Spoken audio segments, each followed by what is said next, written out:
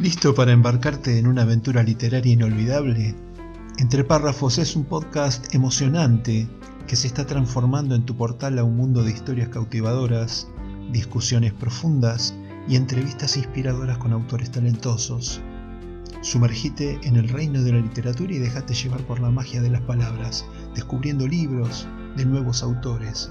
No olvides presionar el botón de suscripción, unirte a nuestra comunidad de ratones de biblioteca y desbloquear el verdadero poder de la narración independiente. Entre Párrafos, encuentro de escritores, la parte divertida de las letras. Soy Marcelo Urbano, periodista, escritor y por la gracia de las nuevas tecnologías, podcaster. Hola, ¿qué tal? Bienvenidos a este nuevo episodio de Entre Párrafos, encuentro de escritores. Hoy charlamos con Gastón Guíguez, escritor argentino oriundo de la ciudad de Mar del Plata, provincia de Buenos Aires. Es autor de Todo acto es perpetuo, inquietante título, novela de la que vamos a hablar a lo largo del programa. Además de escritores, estudiante avanzado de la carrera de licenciatura en psicología y trabaja desde hace más de 10 años como acompañante terapéutico. Además, es músico, toca en una banda marplatense denominada Gran Barbarie y, según sus propias redes sociales, es aficionado al fútbol, goleador, vicio que despunta en torneos locales con su equipo Fecha Libre. Desde joven se interesó por la psicología positiva y a los 21 años publicó el ensayo Felicidad, elección o percepción. Hechas las presentaciones del caso, le doy la bienvenida al invitado. Hola Gastón, buenas noches, ¿cómo estás? Hola Marcelo, ¿cómo estás? Me causó mucha gracia lo del fútbol, lo del goleador. Empezaste a nombrar algunas cosas que están solo expuestas en redes sociales y causa cómo estamos expuestos a eso, ¿no? A nuestra información y bueno, está bueno que el otro, quizás el que no lo conoce a uno, pueda saber eso y compartirlo. Yo muy bien, Marcelo, y te agradezco mucho la invitación, la verdad que estoy muy agradecido. No, yo estoy muy motivado con la charla, me pareció que tenés un perfil muy interesante, tu libro me parece inquietante, así que vamos a charlar. Dale. Vos sabés que yo comienzo mis programas con una pregunta informal que Ajá. apenas roza la literatura y en este caso le va a pasar lejos, porque te quiero preguntar para que nos desasnes a los que no somos del palo, digamos, ¿qué es la Sí. psicología positiva? Bien. Bueno, mira, la psicología positiva vendría a ser un poco la oposición a la teoría que se tuvo durante muchos años de la psicología enfocada simplemente en la enfermedad.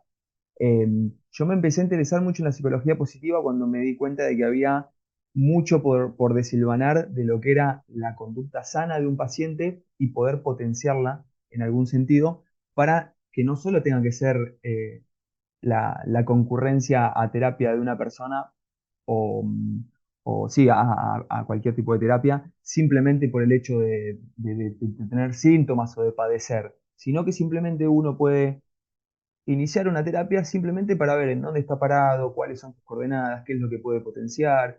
Sería como si fuese algo parecido a lo que se solicita como una orientación vocacional, pero enfocado a las potencialidades del ser humano, ¿no? Es como un paradigma bastante contrario a lo que se venía trabajando desde siempre, que siempre se trabajaba con los síntomas, o sea, cuando el paciente ya estaba, digamos, simbólicamente muerto, sino que acá se busca la potencialidad del ser humano a partir de sus deseos, bueno, de sus virtudes, de sus aptitudes, de sus actitudes, todo eso visualizándolo desde una perspectiva desde afuera y poder ver para dónde puede dirigirse y potenciar todo esto que la persona tiene adentro y muchas veces no lo puede ver de su propia perspectiva. Muy Así que a mí, interesante, muy interesante. sí, sí, sí, sí. A mí me surgió mucho el interés sobre eso, incluso tuvimos un grupo de lectura de más jóvenes con un grupo en psicología, porque nos parecía importantísimo poder trabajar esto con la gente. No los pacientes, porque estábamos en primero o segundo año de la carrera, pero sí poder charlarlo entre nosotros, entre estos compañeros, y poder desarrollarlo, ver distintos autores y bueno, ver las distintas teorías que tenían. Así que es muy interesante para pensarlo. como te digo, no desde Ujú. la enfermedad, sino sobre las potencialidades del ser humano. Bueno, y antes de meternos de lleno en la literatura, déjame que te pregunte un poco por tu banda, por la música, qué tipo de cosas hacen y qué instrumento tocas. Bien, bien, bien. Yo soy baterista, mis inicios en la música fueron un poquito a los bollos, digamos, porque a los 18 años, no sé por qué, no conozco el motivo por el cual me surgió las ganas de comprarme una batería, nunca había tocado prácticamente ni estado cerca, pero bueno, cumplí 18, tenía unos ahorros y le pedí otra parte a mi papá a ver si me prestaba y me la compré. Entonces estuve un año que armé la batería en mi casa, viste, medio que no iba para ningún lado porque hacía un poco de ruido, tocaba con mi hermano, pero ahí estaba y no pasaba de eso. Hasta que me llega una convocatoria y un amigo me mete en una banda que estaba ya rodando, que se llamaba Sin Paciencia, que hacía tributo a callejeros. Y bueno, mi amigo me metió y fui a un ensayo y bueno, y me eligieron, ¿viste? Así que ahí empezó como una carrera, digámosle, que me dio cierta identidad de la cual hoy me enorgullezco, que es de haber, más allá de que hoy en día no lo esté desarrollando, que me dio una identidad por haber estado tantos años tocando en escenarios, podido haber recorrer gran parte del país con la banda Tributo Callejeros que teníamos. Y después eso terminó desembocando en la banda actual, que es Gran Barbarie, que hacemos todos temas propios. Y bueno, y hace más o menos 6 7 meses hicimos el disco, nuestro disco estreno, que fueron 6 temas, que lo tenemos subido a YouTube también. Así que viene un poco por ahí mi recorrido como músico. La Banda de verdad que muy rock. contento. Sí, banda de rock, banda de rock. Si buscamos un parecido, a ver, podría ser una mezcla entre, no sé, Los Redondos, Callejeros, La Renga, algo medio por ese estilo. Y está muy bueno. Lo invito al que quiera en YouTube, Gran Barbarie, y el disco se llama Enjambre. Está el disco completo. Y la verdad que está muy bueno, que le guste ese estilo de música. ¿Y ahí estuviste despuntando el vicio de componer también? ¿Estuviste escribiendo alguna No, notita, no. no? No, no, ahí no, porque nuestro guitarrista, Lautaro Gambetta, es un tipo muy talentoso, es psicólogo y logra ciertas profundidades, no solo con sus pacientes seguramente, sino también con las letras que escribía. Entonces le veíamos tanto encanto a sus letras y a sus composiciones que siempre fue el compositor. Y él hacía muchos de los temas, también hacía la música, también creaba un poco la batería y yo después la llevaba a cabo. Otras veces yo ideaba la batería al 100%, pero un tipo que, viste, de esos tipos iluminados, como decir, me encanta todo lo que hace y los temas que después terminamos grabando, creo que de los 6 temas, me parece que 4 o 5 eran letras completas de él y gran parte de la música también. Así que no, pero yo no fui a escribir porque en realidad siempre tuve el condicionante de que tenés que, para mí, por lo menos en mi opinión, tenés que saber algunos acordes de guitarra para poder componer, para poder ver cómo viene la melodía, dónde sitúas las letras. Entonces, como yo no sé tocar la guitarra, siempre se lo dejé al que más sabe. Creo que fue un buen movimiento en dejar al que sabe, que Bueno, fue Lautaro en este caso. bien, bien. Bueno, ¿qué leías cuando eras chico? Y leía, nunca fui muy lector, Marcelo, te soy sincero. El único que recuerdo así de niño, digamos, era un cuento que me defraudó mucho, que se llamaba, si lo escucha mi mamá se va a reír, se llamaba Paco Pedacitos, que tenía un final horrible que hasta el día de hoy no lo entiendo, que resulta que se subía a un árbol para rescatar un amigo, uno de los ositos estos, y terminaba arriba del árbol, y al final nunca se hizo un libro después de ese, entonces me quedó la imagen como que quedó toda la vida arriba del árbol. Eh, entonces, hoy en día, por ejemplo, con mis novelas, un poco motivado por esa idea previa que me quedó, yo no hago novelas que sean de un solo libro, por ejemplo. Esta, la que dice Ujú. Todo acto es perpetuo, estoy escribiendo la continuación y tengo pensado que sean 4 libros en total, cada uno de forma autoconclusiva, que pueda tener un desenlace, pero que puedan tener una continuación también. Como si fuera una Eh, saga. Bueno, después vamos a profundizar, no me spoilees, así te puedo ir sí, no, no, preguntando y no. vamos haciendo Dale. el recorrido más lento. Bueno, Sí, y sí. digamos, y qué, no sé, ¿hubo alguna, en tu infancia, hubo alguna, más allá de este libro de cuentos, no sé, tipo 10 12 13 años, sí. ¿Empezaste a leer algún clásico o simplemente no, era No, ¿no? siempre fui a leer más cosas más relacionadas con la profundidad del ser humano, ¿viste? Siempre me gustó Hoyo, ya de más grande, obviamente, pero de Ajá, joven realmente, te soy sincero, nunca fui de leer demasiado, salvo las cosas que me dan del colegio. Incluso los libros, ¿viste? Que te dan del colegio, capaz que, no sé, El fantasma de Canterville, todos eso, esos libros, esos clásicos, Don Quijote, nunca los leí, nunca terminé de leerlos. Sé de qué tratan, pero nunca me comprometí con esos clásicos. Así ¿y que de soy dónde muy poco ideaste lector. y de dónde ideaste el formato novela con el que escribís? Fue muy Ajá. autodidacta y siempre me basé muy eh, a lo que yo le llamo el dictado del alma un poco, ¿viste? Ujú, Eh, Siempre prioricé de que mi novela tendría que ser algo que a mí que me gustase leer de otra persona, entonces siempre un poco busqué ese objetivo, que lo que yo lea de mi propia obra sea lo que me gustaría leer de otro autor. Eh, Hace un tiempo había leído a Murakami, que es un autor sí, japonés, que japonés, estaba sí, muy sí. bueno, Muy sí, bueno. sí, que me gustó lo que escribía, me gustaba el formato, pero para serte sincero, siempre me gustó un poco más lo que yo escribo que lo que he leído. Ujú, Seguramente, y estoy convencido de que es porque no leí mucho, ¿no? Tampoco, ujú, pero por ahí viene un poco la mano, de que fui muy poco lector, pero siempre me gustó ser más creador que otra ujú. cosa. Entonces, Y, a los 21 años, como vos bien decías, Marcelo, ya había publicado un libro. Como que siempre me dediqué y puse mi energía en producir y después poder ujú. llevarlo a cabo materializándolo. Ahora, ya que lo mencionas, tu primer trabajo fue un ensayo, que tu primer trabajo literario, Sí, Felicidad, mm, elección o percepción. sí, Y lo escribiste de muy joven. Contame sí. un poco sobre el libro y un poco lo que te motiva a escribir sobre este tema. Bien, a mí me motivó de entrada escribir ese libro. Yo tenía que expresar de alguna manera todas las emociones y los sentimientos que me atravesaban por haber empezado a trabajar desde tan joven con discapacidad. Yo termino de hacer un curso de acompañante terapéutico a los 18 años, yo estaba en segundo año de psicología, y inmediatamente termino el curso y me llaman de una familia para empezar a trabajar, y yo con 19 años ya estaba trabajando con un paciente de 19 años, yo estando a cargo, o sea, obviamente con un equipo interdisciplinario, pero yo como único acompañante.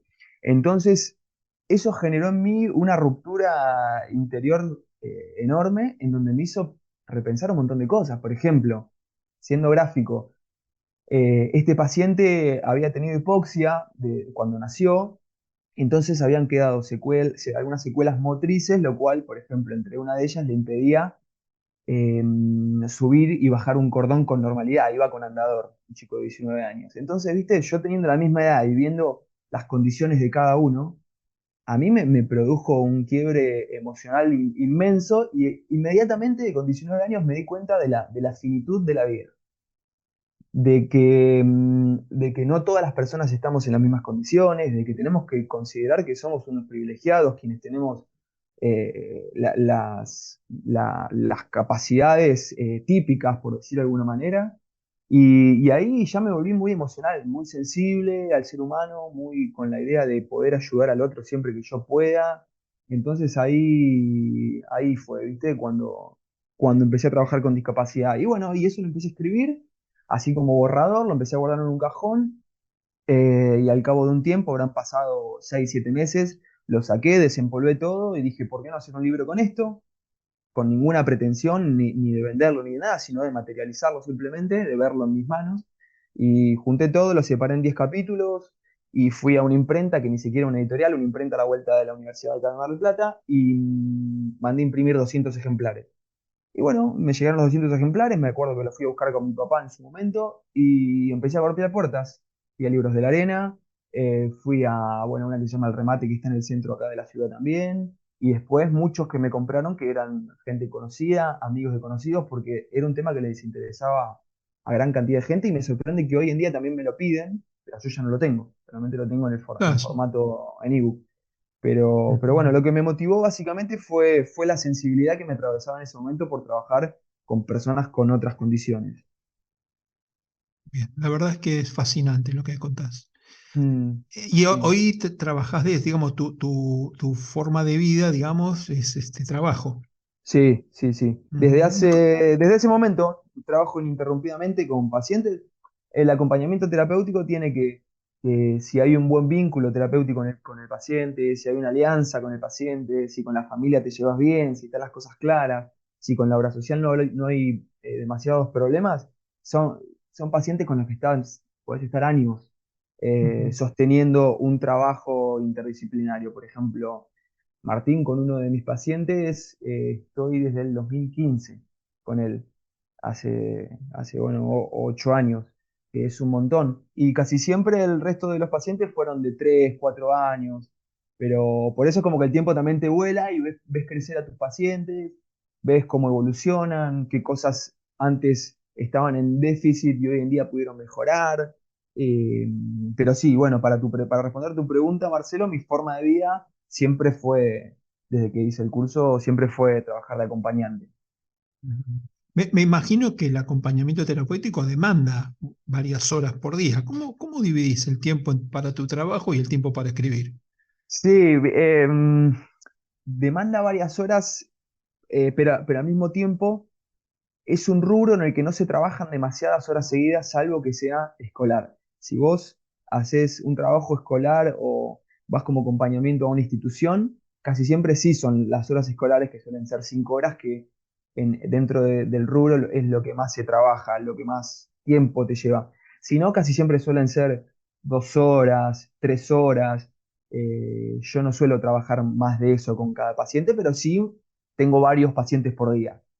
Y eso me lo distribuyo entre el trabajo, mis hijos, la escritura, después muchas noches juego al fútbol y otras veces, ahora no, pero casi siempre también ensayo con la banda. Pero básicamente la forma en que me distribuyo es a la noche escribo. Ese es un poco mi perspectiva. Cuando mis hijos se duermen, y está toda la situación ya controlada, yo ahí me pongo a desarrollar mi pasatiempo, mis hobbies, que es el de la escritura. Lo que sí, bueno, te lleva varias horas, ¿viste? Porque como vos bien sabés que también sos autor, concentrarte en lo que habías escrito el día anterior o en los días previos te lleva un tiempo, no es que uno se sienta y ya empieza a desarrollar. Hay toda una Ujú. investigación de fondo, saber más o menos para dónde quieres ir con la historia. Lleva a cranearlo mucho, pero la verdad que me puedo organizar bien. Por suerte me puedo organizar bien y también tengo obviamente a mi esposa y a mi familia que me banca Y te muchísimo. hacen la Porque, gamba, claro, si no, imposible. sí, no, sin imposible. Si tenés a alguien al lado que Ujú. quizás te hace problemas, que obviamente también puede ser entendible porque esto es una disciplina que demanda tiempo, pero si tenés a alguien que te apoya al lado, siempre te vas a hacer el tiempo porque te va a decir, no, mira, este hueco andá, aislate, andate un café, quédate arriba en la habitación, hacelo. Entonces así se hace mucho más fácil. Entonces por eso también estoy muy agradecido con la persona que tengo al lado. Antes de cerrar el primer bloque, quería preguntarte, ¿tiene tu novela, está enrolada en Ujú. en una, ¿cómo decirlo? En lo que sería el thriller bélico, ¿verdad? Sí, sí, sí, Algo sí. así. ¿Cómo surge tu interés desde ya como autodidacta? ¿Cómo surge tu interés en una categoría que es específicamente de mucha investigación, que Mm, requiere de determinados ajustes para el thriller necesita que las cosas sucedan con determinada matemática, con determinada arquitectura, hay como mm, toda sí, una, sí. ¿no? Para que suene interesante, vos tenés que tocar varias disciplinas. ¿Cómo surge Sí, tu sí. interés por el thriller bélico? Básicamente yo creo que la respuesta a eso sería la injusticia que me provocó conocer sobre este asunto del genocidio, de los genocidios en general y específicamente del genocidio en Ruanda, que es un poco donde está inspirada la novela. Sí. Conocer sobre eso me provocó un sentimiento de injusticia terrible que, bueno, va un poco de la mano con mi personalidad, con mi forma de ser, que siempre me atravesó y me interpeló el tema de las injusticias.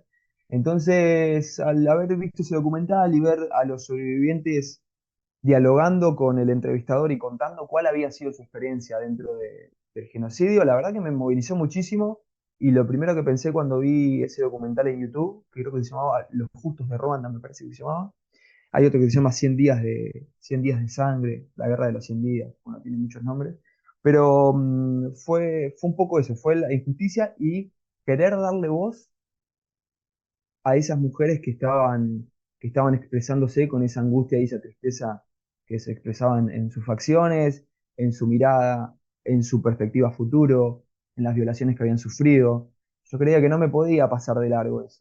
Entonces, no sé qué hubo en mí que despertó esa curiosidad de seguir investigando y después que termine siendo una novela. Sí, que Que, además tiene la particularidad que la protagonista es una mujer y está claro, escrita por un hombre, con lo cual hay un gran esfuerzo de género totalmente.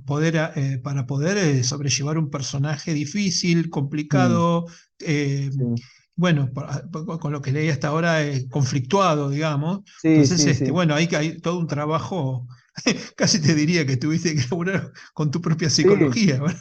No. sí, sí, sí. Y aparte que si uno se pone a investigar un poco, sin ir demasiado lejos, ya partimos desde que biológicamente y neurológicamente el cerebro de la mujer es muy distinto al cerebro del hombre. Entonces yo no puedo plasmar reacciones ante una situación adversa de la protagonista desde mi Ajá, propia perspectiva, como el hombre correcto. reaccionaría, porque son totalmente distintos, los hemisferios funcionan distintos, las emociones son distintas, eh, nos enfocamos en distintas cosas, el hombre se enfoca quizás más en esto del tener y la mujer un poco más en el ser. Entonces yo tenía que tener todo esto presente.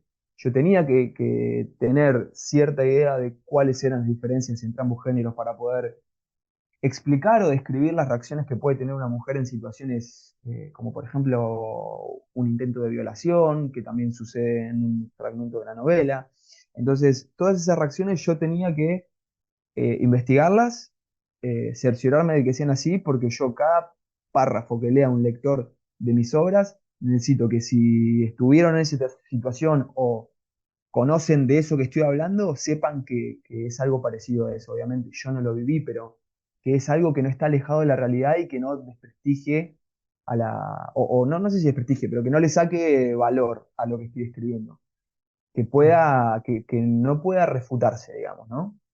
Y así hay un Bien. montón de situaciones también que describo, no solo un intento de violación, sino una situación en donde hay una persona en situación de calle que está en una situación de indigencia, en donde también necesitaba saber yo eso, cómo reaccionaba una persona así, cómo se siente cuando ve que ya no tiene ningún sostén y de repente está en la calle y no hay familiar, no hay personaje secundario que pueda sostener. ¿Cómo reacciona eso? Yo necesitaba saber eso, me nutrí de eso y lo plasmé. Bien, ahora en el próximo bloque vamos a hablar más profundamente de todo es perpetuo, todo acto es perpetuo. Si Dale, te parece, Marcelo. hacemos la primera pausa para distendernos, se escuchan algunas recomendaciones y enseguida volvemos. Perfecto, dale. Quiero invitarte a que me sigas en mis redes, podés hacerlo por Facebook, Instagram, YouTube, etc. Con tu apoyo puedo seguir creciendo para entregar mejores programas cada vez más atractivos. También podés suscribirte desde mi sitio web al newsletter en el que cada miércoles comparto mis notas periodísticas, siempre sobre temas de la literatura y su relación con la realidad nacional e internacional. Dale, dame tu like, déjame tu comentario en YouTube o en las notas del podcast en mi web. Entre párrafos, la parte divertida de las letras.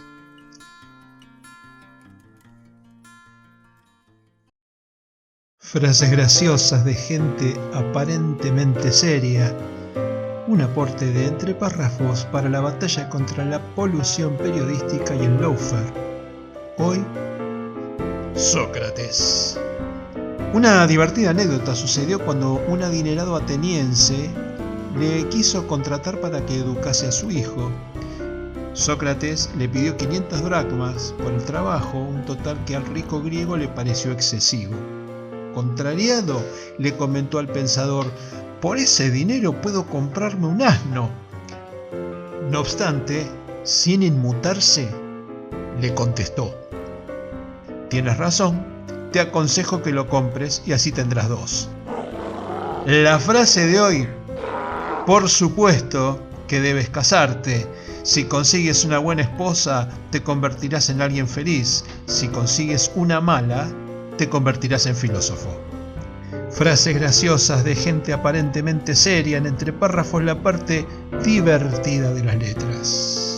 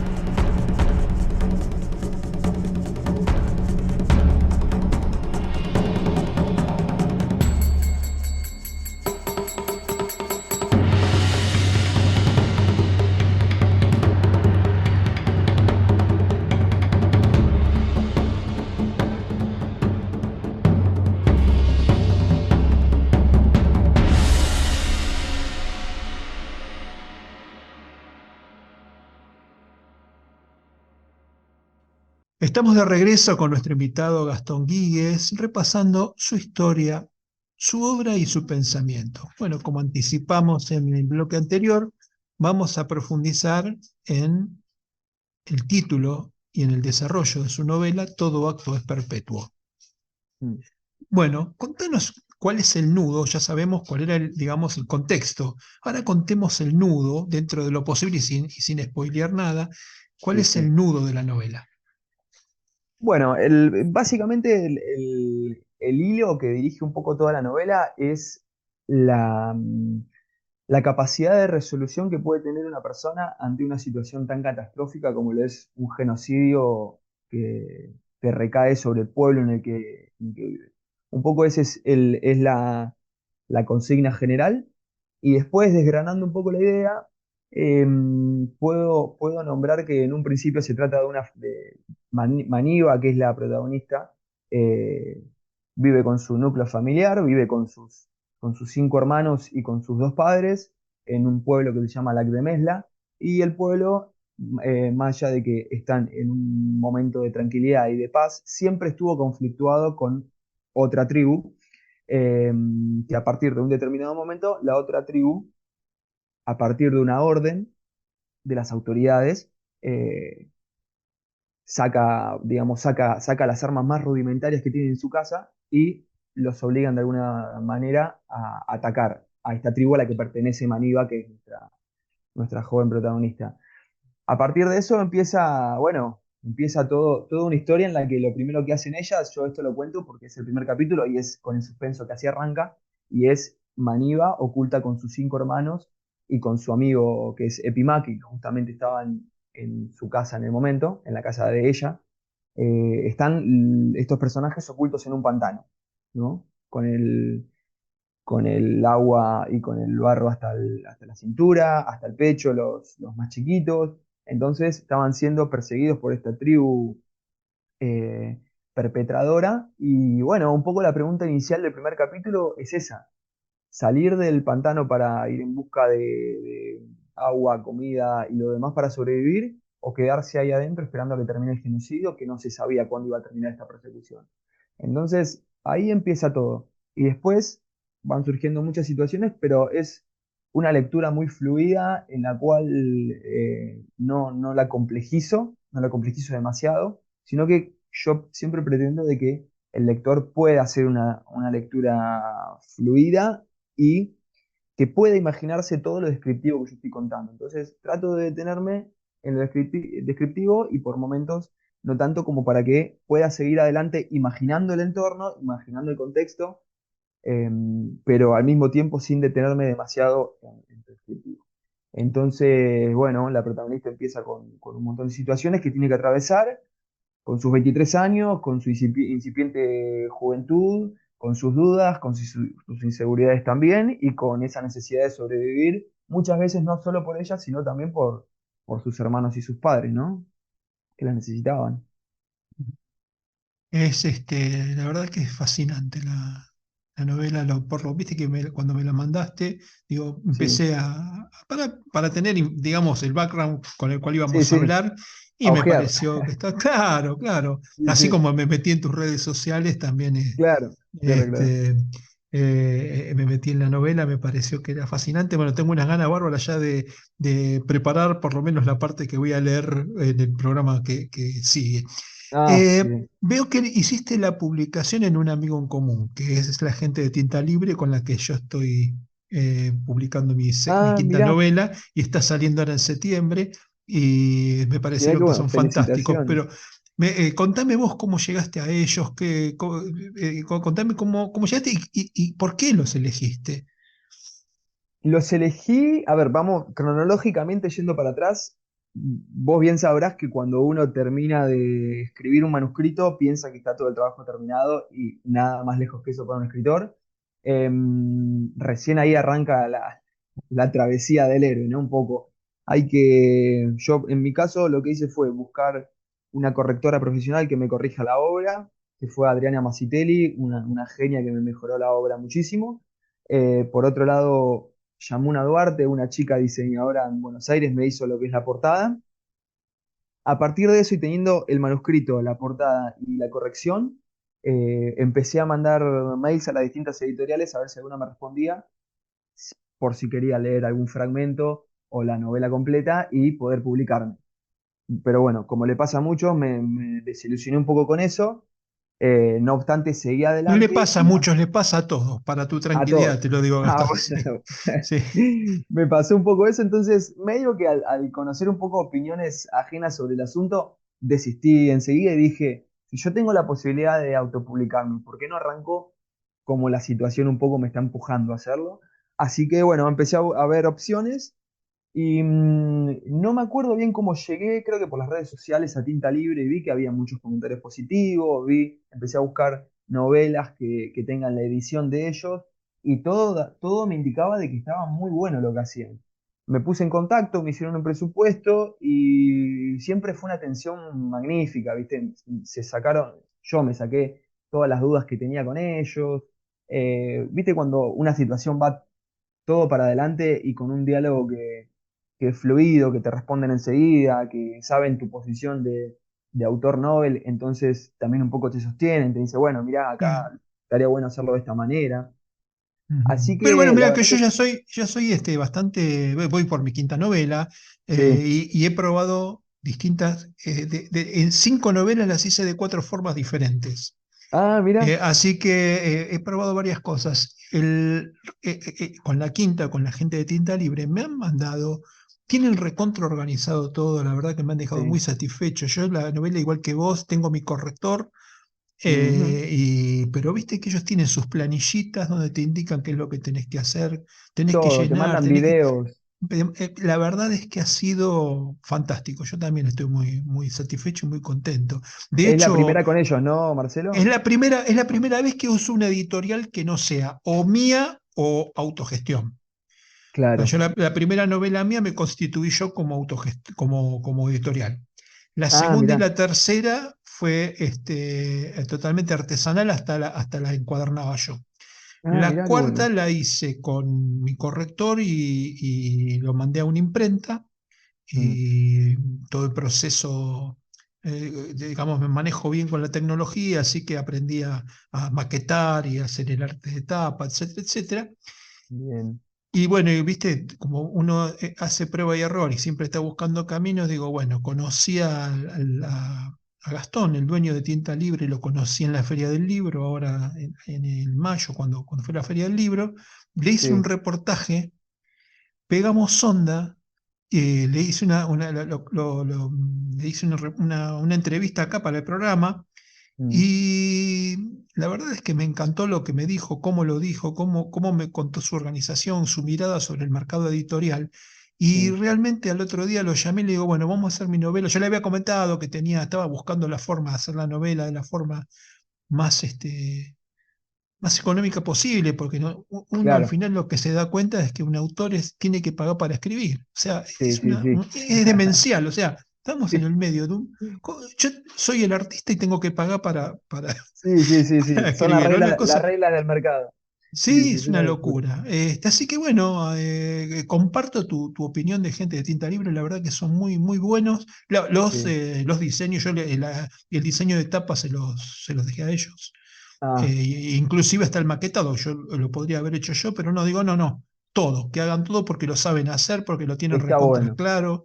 Está Así bueno que dejarlo en manos de la gente que se dedica a eso. Es un poco sí, también lo que yo entendí con el tiempo, ¿viste? sí, Que cada uno tiene una función y creo que si nosotros podemos, los autores podemos delegar en otra persona, ya sea por la capacidad económica que tengamos o el presupuesto limitado que tengamos, si podemos delegar en otras personas especializadas en eso, creo que la obra mejora muchísimo. Ya sea la ajá. portada, la maquetación, la corrección. Mm. Uno a veces piensa que puede, en mi caso te digo, que puede capaz hacerlo todo de una forma y cuando lo agarra otra persona te das cuenta de que te lo mejoró muchísimo más. Claro que sí. Eh, Así que ese es un buen punto de aprendizaje también. Lo que Y difícilmente sí. puedas, lo que difícilmente puedas hacer es no ocuparte del marketing y de las redes sociales para Ah, promocionar tu libro. totalmente. ¿Vos Sí, cómo sí. haces? Yo eso en su momento había tratado de contactar a alguien para que se encargue, sobre todo para ver de qué forma le podía dar más alcance, pero siempre superó mi presupuesto y hoy en día las manejo yo. Las manejo yo, siempre me di bastante maña, porque también yo tuve un café en Mallorca con mi hermano, pusimos en su momento y yo manejaba las redes, ahí aprendí bastante. Y hoy en día manejo yo mis redes, porque también uno sabe para dónde quiere ir, dónde le gustaría. Y a veces es un gasto que uno no se puede dar también, ¿viste? Porque son gastos elevados los de los community managers. Community manager, claro, claro. Sí, sí, Sí, sí. sí. Así que me lo Son- gestiono todo yo, a veces no sé bien para dónde encarar, otras veces sí. Es un poco eso, ¿viste? Tengo la duda, pero bueno, yo creo que con el tiempo también voy a ir aprendiendo a saber para dónde ir respecto a las redes. Es difícil, no es nada fácil el marketing. ¿Y el book trailer lo pudiste hacer? No, no, no. No, nunca hice. Me hubiese encantado, ¿no? Pero yo no sé cómo se llega a hacer eso realmente. No sé Bien. si alguien especializado lo tiene que leer y hacer algo en base a eso, o vos le das las ideas. ¿Vos hiciste alguna vez? Sí, las hago. Todas mis novelas tienen el book trailer Ah, mirá qué bueno. colgado en mi página, ¿viste? Los tengo. Después, si querés, ¿En YouTube lo miralos. tenés? Las tengo, sí, sí, están en mi página y se pueden ver en YouTube también. En mi Bárbaro. cuenta de YouTube Después están. lo voy a chusmear, sí. Salvo, digamos, si yo ya estoy tratando de trabajar sobre esta quinta novela, estoy trabajando ya en el material. Lo que pasa que siempre me queda esa sensación de si será lo suficientemente competitiva. Cuando vos Ujú. ves las cosas que hacen los profesionales, y yo que soy, digamos, yo estudié en mi carrera de cine de animación Ajá, y estoy aplicando todo lo que pude aprender y que luego enseñé respecto de las herramientas de cine, lo estoy aplicando. claro. Pero estamos hablando de otra cosa, porque yo tengo una mirada literaria sobre las historias Sí, sí, sí. y los audiovisuales tienen una mirada audiovisual. Claro. Entonces siempre estoy con el temor de si alcanzará para ser competitivo, si el golpe cuando das el golpe sobre la mesa para que vean de qué se trata tu novela, es el adecuado. Pero bueno, no importa, yo ya estoy trabajando con lo que va a ser el book trailer de, Sí, eso es, de, eso de la es novela importantísimo que vos ya lo puedas hacer y yo creo que también el tiempo te va a ir mostrando a ver si es, como decís vos, lo suficientemente competitivo o si necesitas mano de alguien de afuera también, ¿viste? y no, Eso, no eso quiero uno se pensar va lo dando que cuenta. vale, no quiero ni pensar lo No, que vale, no, no, no, no, no, no, no pero me quiero bueno, ni quizás en otro momento podamos eh, sumar esa herramienta dispuesta a acceder con tal de mostrarse un poco más. Digo, los profesionales que se dedican a eso, los que están empezando. Eh, sí. a mí hay una chica ahora que me está ayudando con el logo, que bueno, por un precio bastante módico me lo hizo en una calidad en la que yo puedo plasmarlo, no sé si quiero hacer una remera con mi logo de escritor, lo puedo hacer Ajá. y no el que hice en Canva. Entonces es cuestión a veces de charlarlo y explicar la situación al resto y que el resto decida a ver si está dispuesto o no. Hay muchos se quieren mostrar y su forma es esa, ¿viste? Bien. Es, Bueno, no ha puedo- llegado el momento de hacer la segunda pausa y a la Dale, vuelta emprendemos el tramo final de este episodio. dale, Marcelo.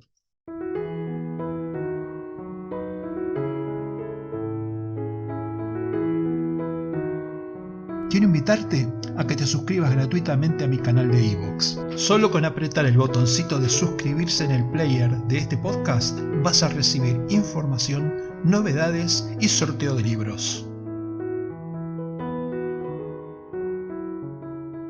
Frases graciosas de gente aparentemente seria.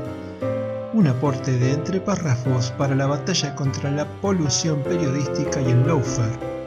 Hoy, Theodore Roosevelt. Theodore cargaba consigo una pistola a todas horas en la Casa Blanca en caso de que su cinturón negro en Jiu-Jitsu no fuera suficiente para defenderse de una horda de enemigos. Tenía en la residencia presidencial un león y un oso como mascotas.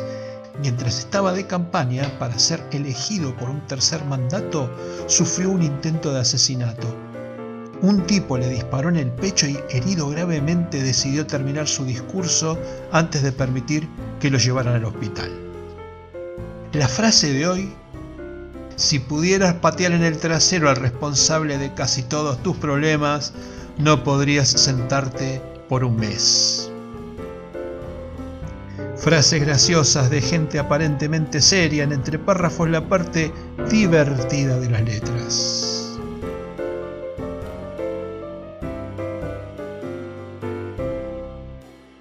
No olvides presionar el botón de suscripción, unirte a nuestra comunidad de ratones de biblioteca y desbloquear el verdadero poder de la narración independiente. Entre párrafos, encuentro de escritores, la parte divertida de las letras. Estamos de regreso con nuestro invitado Gastón Guíguez, con quien empezamos a recorrer el tramo final del episodio de hoy. Ya habíamos delineado al comienzo de la charla que tenías el proyecto más o menos lo tenías delineado, pero vamos a profundizar un poquito. Vos estás trabajando en tu próximo libro que puede llegar a ser una saga. Ampliemos esto, por favor. Bueno, mi idea es, como te decía hoy, yo estoy un poco en contra de los libros que son reduccionistas y que con una sola novela pretenden quizás dar luz a, a toda la historia del personaje. Yo, por mi forma de ver a la literatura, digamos, trato de poder seguir la historia del personaje más allá de una sola novela. Entonces, al sentirme también llamado por la personaje y por los personajes que están dentro de Todo Acto es Perpetuo, estoy escribiendo la próxima novela que es una continuación. Su nombre es Dominarás un lugar bajo el sol. eh, y la idea principal es que sean cuatro libros en total referidos a esta historia, la historia de Maníbal, la historia del pueblo, porque ¿qué pasa? Dentro de un genocidio, cuando un genocidio irrumpe, hay un montón no solo de personajes que tienen un final indeseado, sino que también hay una ruptura y una fragmentación de ese pueblo, a pesar de que el genocidio pueda haber finalizado. Entonces, si un genocidio finaliza y queda un pueblo derrumbado, un pueblo fragmentado, con una sociedad dividida, bueno, me gustaba ver qué perspectiva le puedo dar a esta especie de resurgimiento que puede llegar a lograr el pueblo. Em, esa sería un poco la idea de los libros que se vienen, que son siempre bajo esta historia. Y si me preguntás, que ahora pensando un poco en voz alta, si después seguiría escribiendo otras historias, es como que me resultaría muy difícil pensarlo. Otras historias, digo, sin estos personajes. Como es mi primera novela, Todo Acto es Perpetuo, y después seguiría con estos libros que te digo, siempre con estos personajes, algunos sí, otros no, pero con esta historia como hilo central me costaría pensarlo más adelante con otra, como con otra historia u otros personajes. Sí. Pero Y Maníbal va creciendo, va madurando, deja de ser una joven de 23 años y un día, no sé, al final de la historia, dentro de 3 libros más, mm, vamos a ver una señora o una heroína adulta, puede ser, ¿sí? puede ser, como también no puede ser, porque como en la vida misma, a las personas, más allá de que ella sea nuestra protagonista, a las personas les pasan cosas. Les pasan cosas y son situaciones que nos esperan, son situaciones que quizás nunca tuvieron en consideración que podían pasar, pero pasan porque creo que el arte imita y representa la vida y los libros no pueden quedar ajenos a eso. Por eso quizás a mí, por ejemplo, en mi caso particular, no me gusta leer fantasía, porque todo aquello que yo sepa de que no puede ser parte de la realidad, me cuesta engancharme con eso. Entonces, creo que una de las virtudes, según lo que a mí me gusta leer de estos libros que yo escribo, es que son cosas y resoluciones de los personajes que tranquilamente le pueden pasar a un ciudadano común como el lector o como yo. Eh, Así que bueno, me siento muy motivado también a escribir por eso, porque busco soluciones para problemas o cuestiones cotidianas y terrenales que le pueden ayudar a más de un lector, ¿viste? Como te decía hoy, el tema de un intento de abuso, el tema de una situación de indigencia y cosas por el estilo. Entonces trato de buscarle un poco esa impronta a mi estilo de escribir. ¿Cuánto de tu trabajo y de tu labor con tus pacientes Mm. queda impresa en lo que sería la arquitectura de los personajes que creas? De mis pacientes, buena pregunta esa. Y en muchos, no en muchos, pero para serte sincero, yo he tenido varios pacientes ya muy avanzados de edad que han fallecido. Entonces he podido vivir con ellos y vislumbrar un poco cuáles eran sus últimas motivaciones, sus últimos deseos.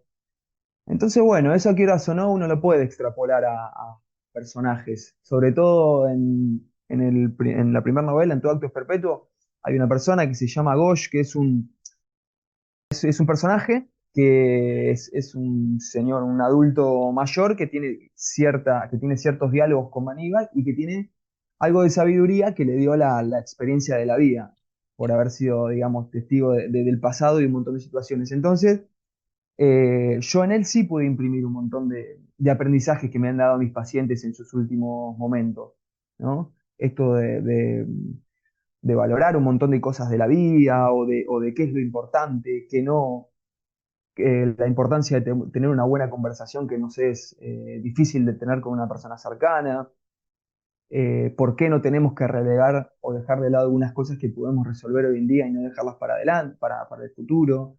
Eh, ¿Por qué con los seres queridos, por ejemplo, uno, en mi opinión, debería tratar de no tener unas últimas palabras en una conversación que sean dolorosas, porque uno no sabe cuándo puede ser la última vez que los ve? Entonces son cosas que hacen un poco a la vida de la gente normal, la gente de a pie, y que me lo han dado como aprendizaje mis pacientes. Así que un poco de la arquitectura viene por ahí. Un poco no, pero un poco como vos decís, ¿no? La diagramé en base a eso, a lo que ellos me han dicho y sus experiencias de vida. Respecto de la investigación y de la conformación del contexto, digamos, ¿cómo lo trabajaste? ¿Qué me llama la atención? Te lo voy a decir. O sea, che, un Sí. argentino hablando de Maniva, de ¿cómo se llama? Lagdemesia, Lagdemesla. Lagdemesla, sí, es el Las de pueblo Mesla. donde pasa Lagdemesla. Sí.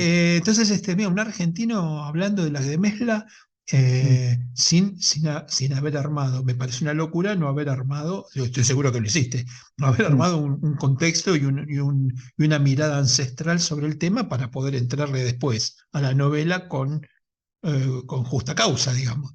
Claro, claro. Sí, como te decía hoy, Marcelo, viste que uno no puede hablar al aire sin conocer un poco sobre el asunto. Entonces, durante los 3 años que me llevó a escribir la novela, era prácticamente un día escribir y un día investigar. Entonces, una noche me veía un documental sobre el genocidio en Ruanda, en donde hablaban muchos de los sobrevivientes y tomaba apuntes. Y así iba investigando en base a los documentales y en base a todas las notas periodísticas que hay un montón en YouTube, en donde te va contando cómo era el trasfondo de la situación, qué elementos usaban, cómo yo, por ejemplo, tengo descargado un PDF de cómo era la construcción en las viviendas africanas, o cómo es hoy en día, ¿no? Porque también son bastante parecidas, que se hacen con hormigón, que se hacen con paja, con techo de paja, eh, que la mayoría también en grandes partes de ese tipo de pueblos son chozas. Entonces uno se va un poco nutriendo de todos esos elementos y cuando el autor creo que empieza a entretejer todo lo que va investigando, se va armando un escenario imaginario que ya es imposible sacarlo de su cabeza. Entonces uno se recrea un entorno, se recrea un escenario en donde pasa ciertas situaciones y después creo que al pensar sobre ese entorno hay un montón de elementos que van apareciendo solos alrededor, que es lo que me pasa a mí. Ujú.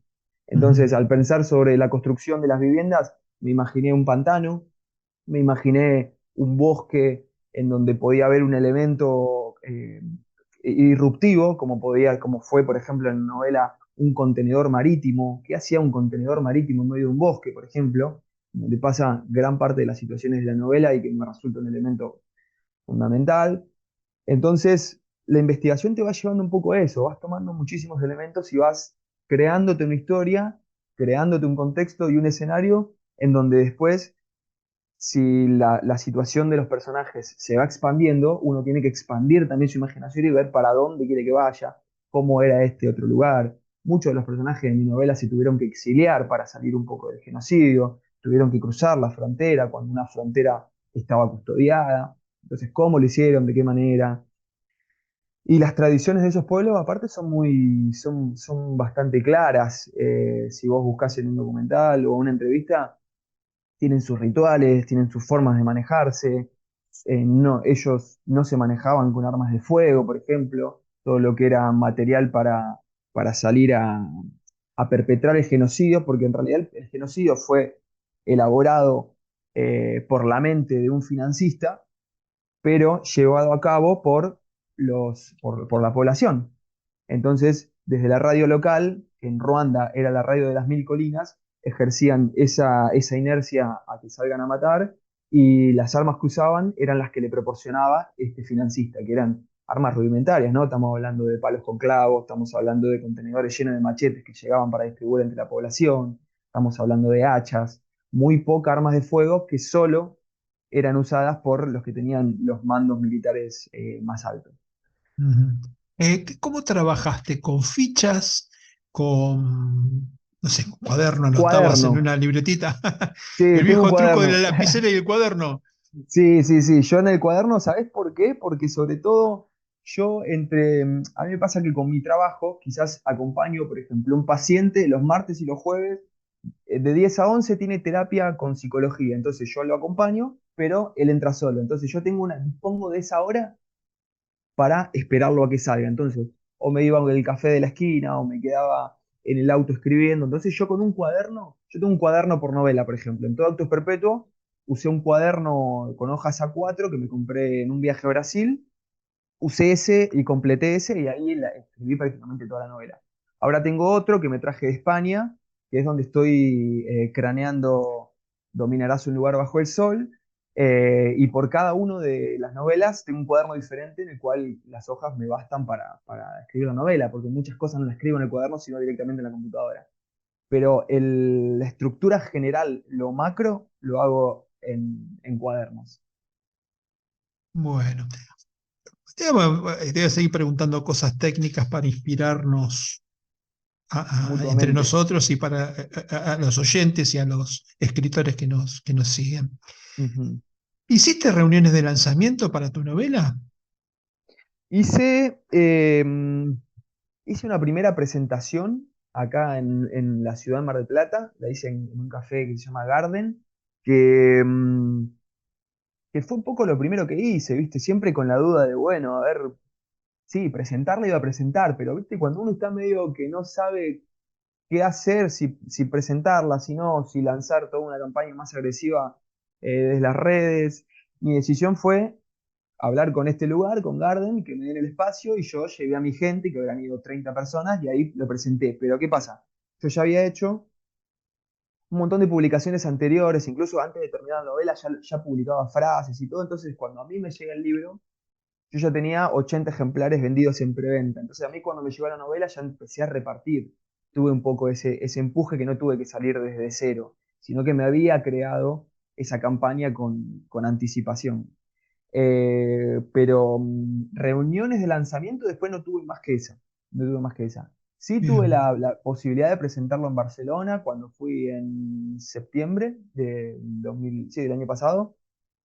Fui para allá con mi familia, con mi mujer y mis dos hijos, y hablé con una autora de Barcelona, y cuando estuve en Barcelona lo presentamos en un lugar ahí en la emblemática Plaza Real. Así que estuvo Ah, buenísimo como experiencia. y Tinta Libre tiene sucursal en Barcelona. No, no, no. Tinta Libre, yo lo único que hice con ellos fue el libro, pero después de eso vos haces tu vida, digamos. Lo que sí, yo fui a la Feria del Libro en Buenos Aires, ahora en Ajá. mayo, el 14 de mayo, el domingo estuve firmando, que eso sí estaba incluido dentro del contrato que yo firmé, Bien. ¿no? El Sí, sí. contrato incluía una feria del libro que fue esta que hice ahora. Pero después a mí me entregaron las 4 cajas con los libros y te arreglás. O sea, no es una cuestión de la editorial, es cuestión de que vos estás pagando por un producto tuyo que cuando te llega, después ellos te pueden tirar una línea sobre, bueno, publica esto, publica lo otro, pero después es todo de forma autónoma, independiente que uno lo hace. Eh, ¿Y no tenés pensado seguir haciendo reuniones de lanzamiento? ¿O reuniones, charlas tuyas sobre la novela que te permitan juntar un grupo sí, de sí, personas y... la verdad que nunca como que nunca, a ver, las ventas estuvieron bien desde un principio y se sostienen en el tiempo, no una locura, pero se sostienen un poco en el tiempo. Entonces, como que nunca me sentí motivado a decir, bueno, para esto no va para ningún lado, estoy estancadísimo, trato de Ujú. mover más gente. Como que siempre estuve, vamos a decirlo de una manera, conforme.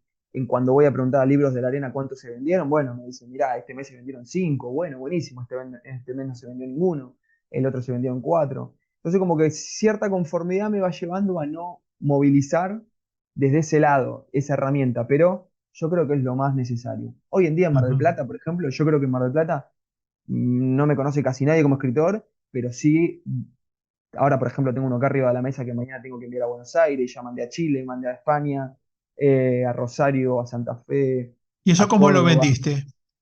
Eso es por redes sociales, yo publico alguna foto de la novela, frases, lo que sea, y mis seguidores, muchos me van diciendo, bueno, ¿llega el envío a Córdoba? Sí, bueno, y al otro día lo envuelvo y voy al correo argentino, 1.700 pesos de envío, se lo mando al Era domicilio. 1700. No, justo que tengo que mandar ahora salió 1.700 de envío, ¿Y porque lo cómo lo hago mandás? por... Porque a mí me quisieron cobrar de Buenos Aires a La Plata Mm. 2.500 pesos.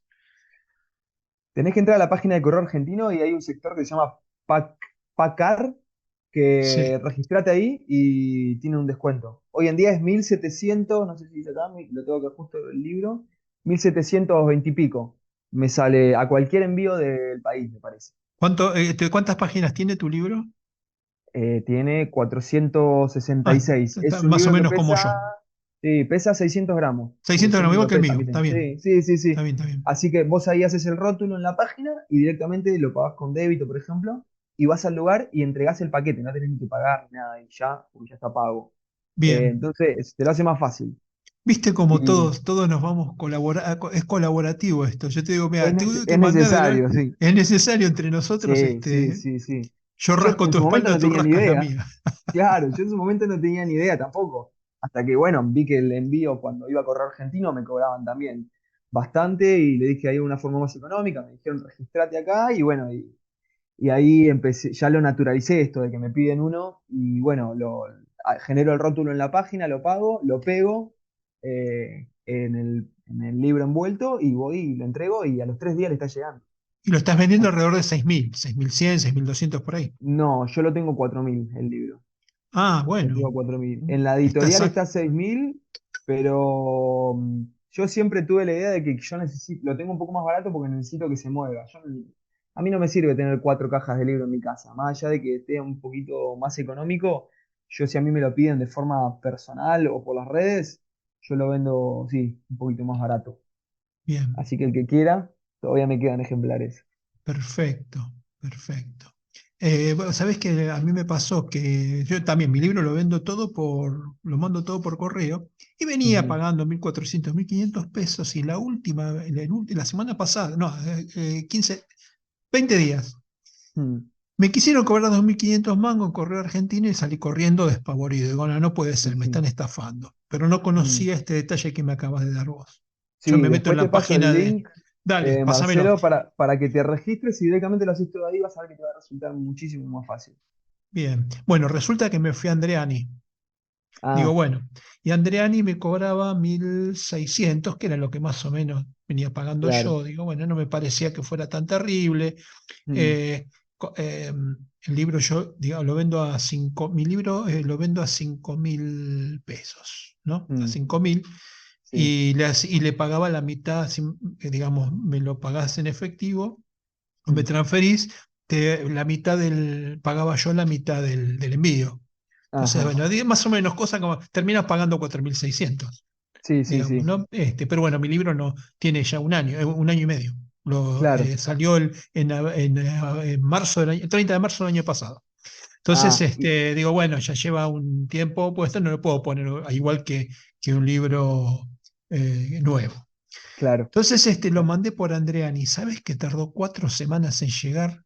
No, Lo muchísimo. perdieron, lo tenían ahí. La persona que lo tenía que ir a retirar tenía una paciencia. Digo, no te preocupes, me decía yo. No te hagas-". Yo Claro. estaba mortificado. Mi Sí, señora todos los días metiéndose terrible. no, aparte querés que Porque llegue sano y salvo. además que llegue sano y salvo, porque nosotros somos la cara de lo que. Como no, Sí, sí, yo sí. soy el que lo vendió. Mm, Quiere decir, y yo sí, no quiero, sí. no te estoy estafando, no, no es culpa Claro, mía. claro, Y claro. quedar como el Tujes por culpa de la gente que vive, que ellos se dedican a entregar paquetes, flaco. Claro, claro, Puede ser claro. que Ahí a tardes uno le un da, mes. sí, le No, da es una cosa bronca. loca. Así que bueno. Yo por suerte con Correo Argentino nunca tuve problema y a los 3 días le estuvo llegando. Incluso hace 2 o 3 semanas mandé uno a Chile que me pidió un chico de Santiago y creo que no sé si le llegó a la semana o por ahí, pero me dijo que súper bien todo, así que la Así verdad que como te estoy digo una cosa, te bastante digo la conforme. otra. Con Correo Sí, Argentino yo jamás tuve problemas, pero jamás. El claro, problema es que sí, sí, me quisieron arrancar la cabeza y me di cuenta que habían metido un aumento claro, que yo no lo claro, podía bancar. Digo, si yo te doy, ya le hice un descuento en el libro, le sí. estoy pagando la mitad del envío Mm, y me tenía que, me terminaba perdiendo plata. Y yo la verdad es que estoy cansado sí, de sí, sí. pagar para escribir. Todo eso, Sí, es un como tire y afloje mental es terrible. A terrible, es veces terrible, es está más terrible. derrumbado, otras veces un poquito más sereno entero. Pero Bueno, así que es toda una aventura. la quería pelear un poco, la peleé, conseguí el precio que yo quería pagar, pero a costa de haber Sí, sí, quedado sí. Pero como tiene el que haber tuje. habido un aumento entonces, porque a mí me cobraban 1.200 antes y ahora 1.700. Entonces ese No, aumento pero es mucha la que vos diferencia. viviste. Sí, sí, Claro, sí. mientras vos pagabas 1.200 yo pagaba 1.600, Claro, claro. mil Creo que quinientos ahí estuvo. sesenta. Así Sí, que hay sí. una diferencia, está bueno eso que vos decís. Mm, Así que bueno, sí, después te sí. voy a pedir que me pases el link. Sí, sí, con Bueno, vos gusto. sabés que ahí yo a todos mis entrevistados tengo una pregunta metafísica que tiene que ver con la ausencia, cuando uno ya le toca no estar más en la tierra. Mm. Entonces, quería preguntarte, ¿cómo te gustaría que te recuerden? Eh, Me gustaría que me recuerden como una persona que cada vez que tuvo a su alcance hacer algo para ayudar, lo hizo. Como una buena persona que siempre intentó estar al lado de los que la estaban pasando mal, más allá de ya sea con la presencia, con la palabra, y de una persona que cuando la necesitaron no se escondió, me parece que, sobre todo para mi familia, ¿no?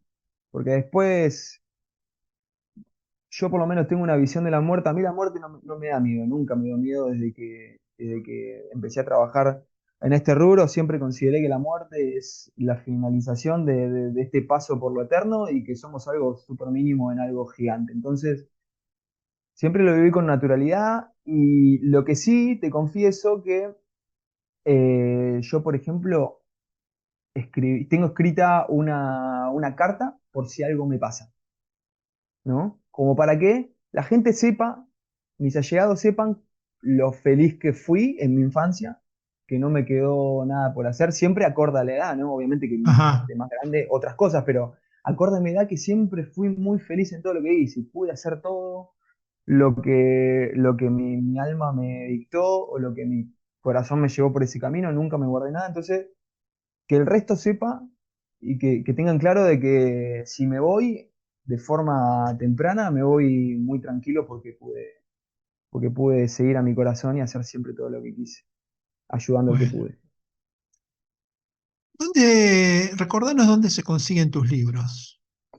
El único que se consigue ahora, porque el primero ya, Ese ya ya no lo está, tengo ya, en físico, claro, lo que pero lo siempre regalás en tu página, si un sí, vi. lo regalo. La otra vez una persona me dijo, mirá, no lo regales. De última, a ver, es un ebook, está bueno, tiene 100 páginas, ponele un precio simbólico, pero no lo regales. Me decía, y la verdad que cambié de opinión. A la mayoría ya regalé como 90 ebooks que lo fui mandando a mails que me han pedido. Pero ahora, en caso de que alguien me lo pida, sí, viste, pongo un precio simbólico. Pero bueno, ese, por un lado, que es el primer ensayo. Y por Bien, otro lado, la novela Todo acto es perpetuo la pueden conseguir sobre todo en Libros de la Arena. Ahí es donde yo tengo eso el en Mar del mayor, Plata. en Mar del Plata, el mayor punto de venta. Y después tengo, nada, en Buenos Aires hay un café que se llama El Puente, que está por la zona de Palermo, que la calle es Bonpland al 1500, que ahí tengo un punto de venta también de la novela.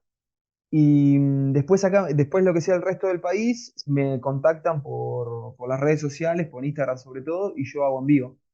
Ajá, Eh, Gastón pe- Guíguez 10, No, Instagram.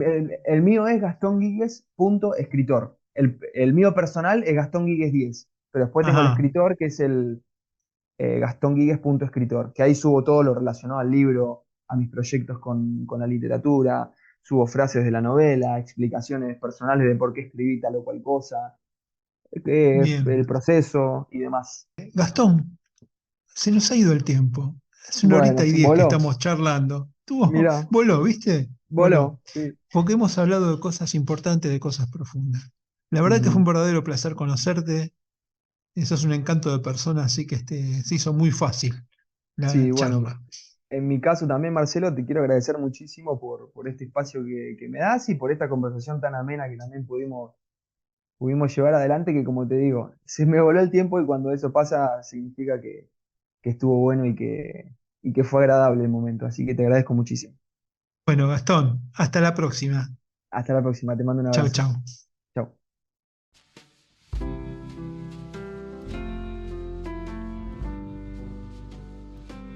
Hasta aquí, entre párrafos, Encuentro de Escritores. Un podcast emocionante sobre literatura independiente. Aquí estarás descubriendo libros donde las palabras cobran vida y las emociones desbordan. Unite a nuestra comunidad y descubrí la magia de la literatura en cada episodio. Suscríbete ahora y comienza tu viaje literario. Soy Marcelo Urbano, periodista, escritor y por la gracia de las nuevas tecnologías, podcaster. Te espero en el próximo programa.